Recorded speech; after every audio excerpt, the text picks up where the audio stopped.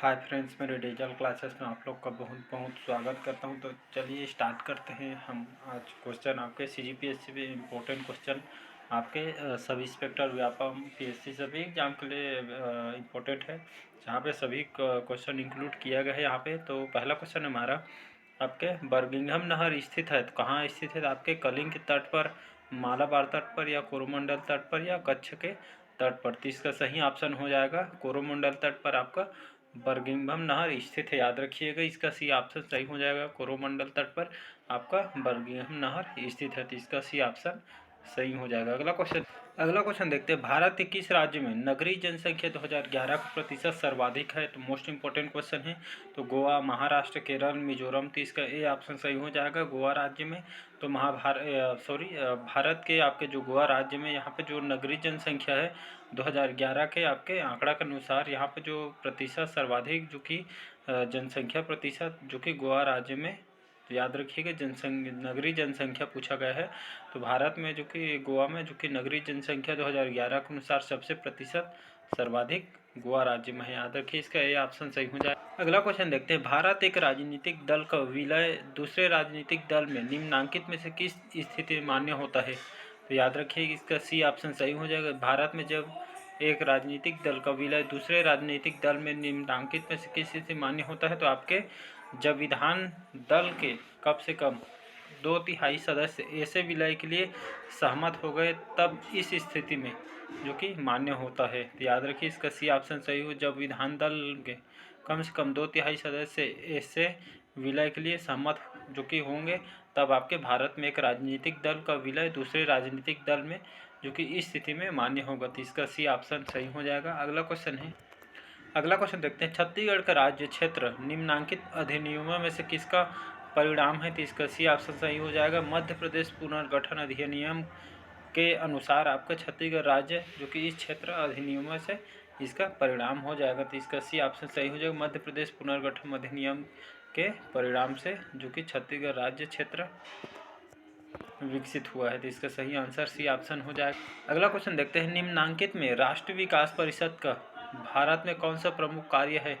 तो योजना के क्रियान्वयन हेतु राज्यों में संसाधनों में प्रयासों को गतिशील करना, बी है सभी महत्वपूर्ण क्षेत्रों में सामान्य नीतियों का विकास करना, सी है देश के सभी क्षेत्रों में संतुलित विकास को सुनिश्चित करना, या डी है उपयुक्त में से सभी। तो इसका डी ऑप्शन सही हो जाएगा। उपयुक्त सभी इसका सही आंसर हो जाएगा।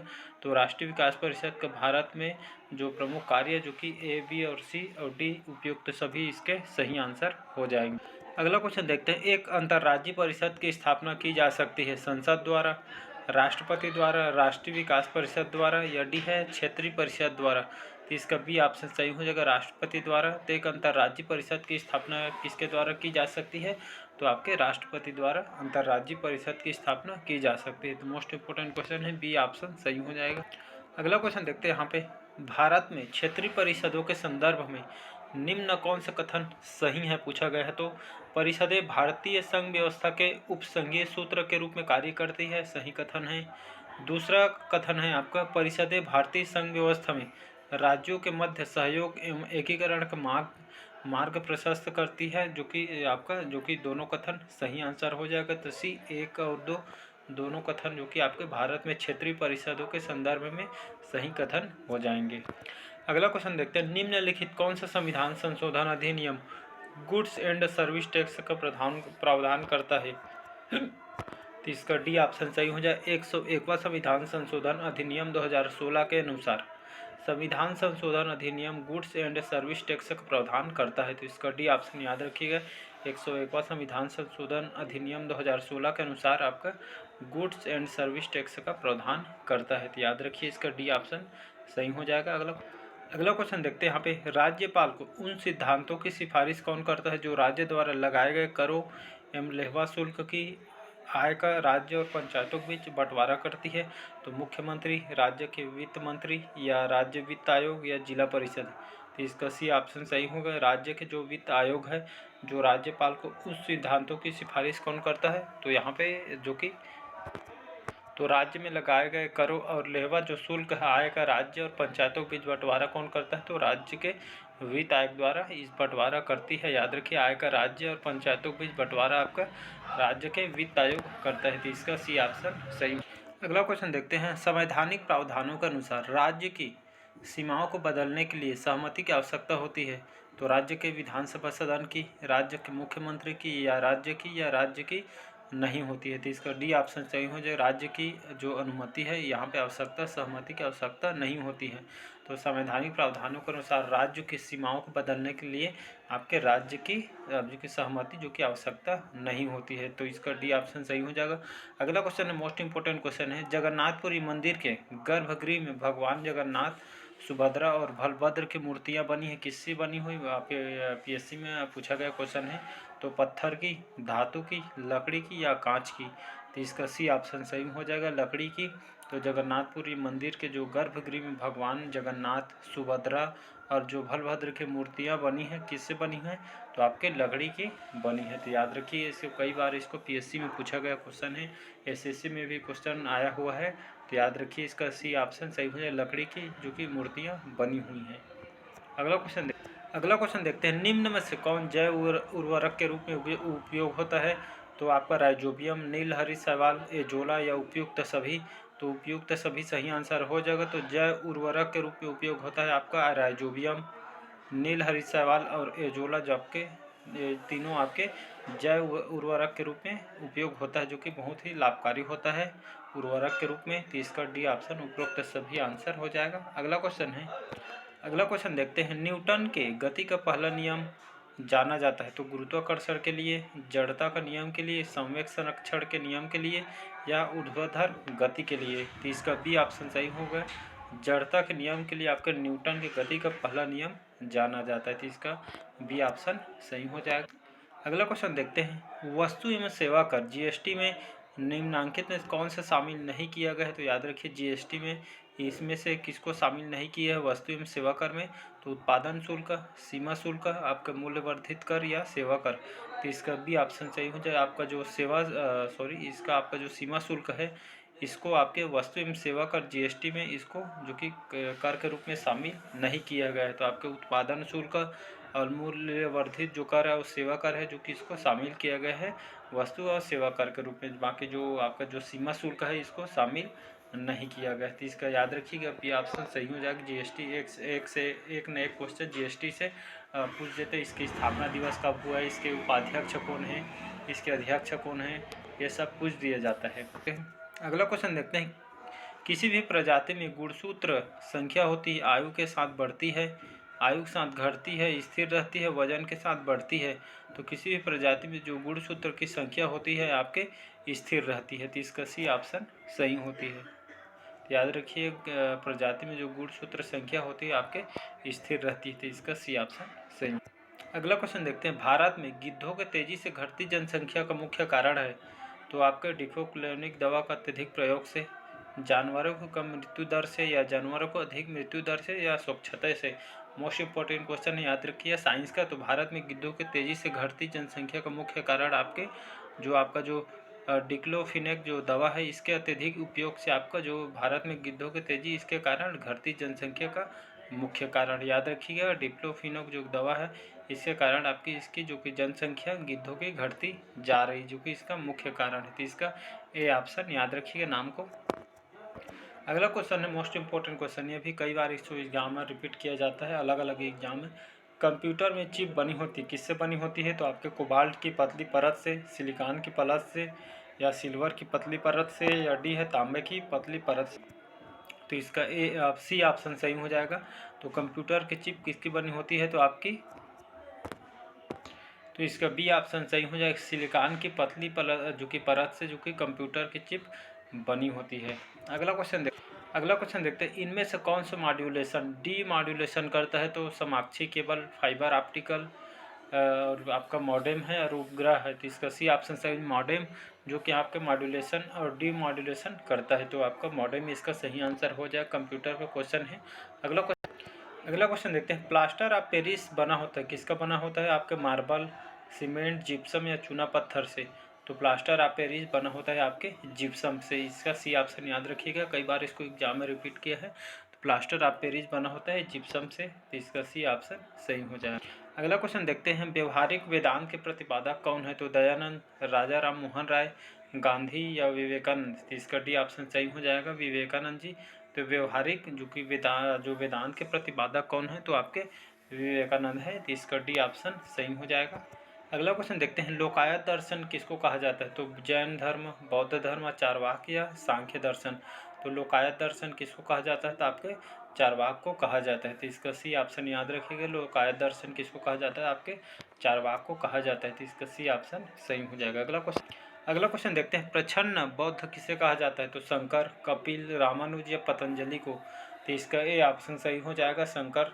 तो प्रछन्न बौद्ध किसे कहा जाता है? तो आपके शंकर को कहा जाता है, तो इसका ए ऑप्शन सही हो जाएगा। अगला क्वेश्चन देखते हैं, यहाँ पे नव बौद्धवाद के प्रतिपादक कौन है? तो राधाकृष्णन, टैगोर, अंबेडकर या विवेकानंद, तो इसका सी ऑप्शन सही हो जाएगा, अंबेडकर। तो नव बौद्धवाद के प्रतिपादक कौन है? तो आपके अंबेडकर जी हैं, याद रखिएगा, नव बौद्धवाद के प्रतिपादक अंबेडकर जी को कहा जाता है, तो इसका सी ऑप्शन सही हो जाएगा। अगला क्वेश्चन देखते हैं, शंकर के दर्शन को कहा जाता है एकात्मवाद, समग्र एकात्मवाद या अद्वैतवाद या अद्वैतवाद, तो इसका डी ऑप्शन सही हो जाएगा, अद्वैतवाद। तो शंकर के दर्शन को कहा जाता है अद्वैतवाद, याद रखिएगा, डी ऑप्शन सही हो जाएगा इसका। अगला क्वेश्चन हमारा most important question, sports question है। यहाँ पे जो एक सूचीबद्ध में खिलाड़ी दिए गए हैं, दूसरा साइड खेल दिया है, तो कौन से जो प्लेयर है कौन से खिलाड़ी से संबंधित है, तो यहाँ पे कूट मिलान करना है। तो कनेरू हम्पी निशानेबाजी, पीवी सिंधु शतरंज, अभिनव बिंद्रा मुक्केबाजी और मैरी कॉम बैडमिंटन। तो यहाँ पे मैचिंग करने, तो कनेरू जो हम्पी है किससे संबंधित है? तो आपके शतरंज से संबंधित, या एक का दो इसका आंसर हो जाएगा, याद रखें, कनेरू हम्पी शतरंज जो कि खिलाड़ी हैं। इसके बाद पीवी सिंधु, तो पीवी सिंधु कौन है? तो आपके बैडमिंटन प्लेयर है, तो बी का 4 आ जाएगी। इसके बाद अभिनव बिंद्रा किससे संबंधित है? तो आपके निशानेबाजी शूटिंग प्लेयर है, तो ये अभिनव बिंद्रा आपका फर्स्ट आ जाएगा, निशानेबाजी। जो कि इसके बाद मैरी कॉम आपके मुक्केबाजी से संबंधित है, तो इसका डी का 3rd सही आंसर हो जाएगा। तो स्पोर्ट्स से भी क्वेश्चन पूछ लिया जाता है, तो आप याद रखिएगा। अगला क्वेश्चन देखते हैं, हमारे देश के प्रथम लोकपाल कौन थे? तो न्यायाधीश सुबोध राणा, न्यायाधीश पिनाकी चंद्र घोष या न्यायाधीश आपके बालकृष्णन, या डी है न्यायाधीश एच दस्तू, तो इसका बी ऑप्शन सही हो जाए, जो न्यायाधीश पिनाकी चंद्र घोष जी हैं, जो कि हमारे देश के प्रथम लोकपाल हैं, तो याद रखिए इसका बी ऑप्शन सही हो जाएगा। अगला क्वेश्चन देखते हैं, राष्ट्रीय कृषि वानिकी अनुसंधान केंद्र स्थित कहाँ स्थित है जी?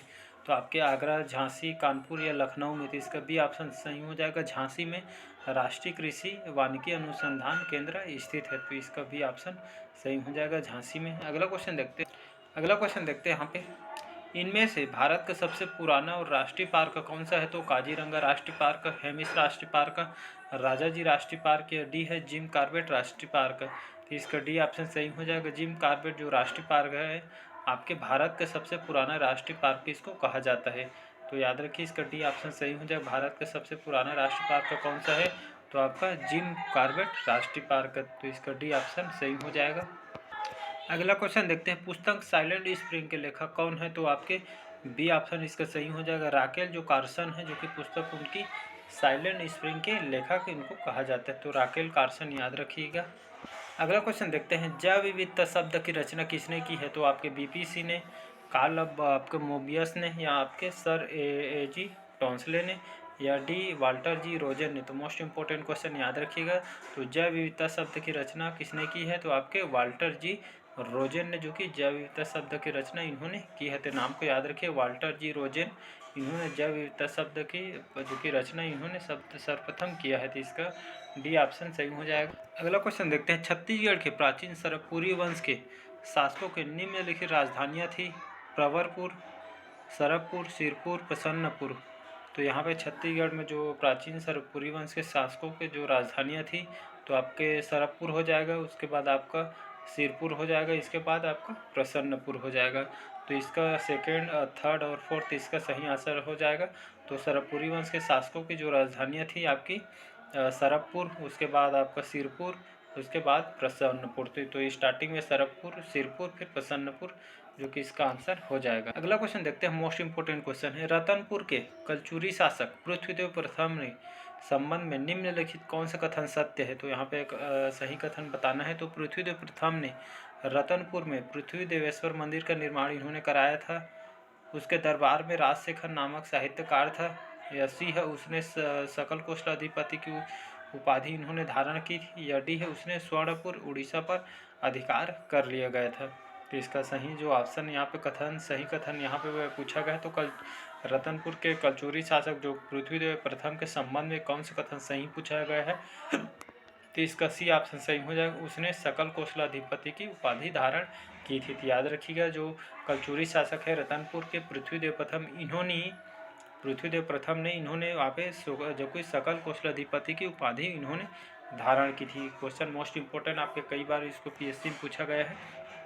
तो याद रखिएगा इन्होंने सकल कौशलाधिपति की उपाधि धारण की थी पृथ्वीदेव प्रथम ने, जो कि रतनपुर के कलचुरी शासक थे। तो आज का क्वेश्चन कैसे लगा कमेंट करके ज़रूर बताइएगा। अगर चैनल में नए होंगे चैनल को सब्सक्राइब करके रख लीजिएगा ताकि आप तक नोटिफिकेशन पहुंच पाए। तो चलिए बस आज के लिए इतना ही। मिलते हैं नेक्स्ट पार्ट में। इसी तरह क्वेश्चन लेकर आऊँगा आपके एग्ज़ाम के लिए, जो कि सभी क्वेश्चन इंपॉर्टेंट है। तो चलिए बस आज के लिए इतना ही। Thank you.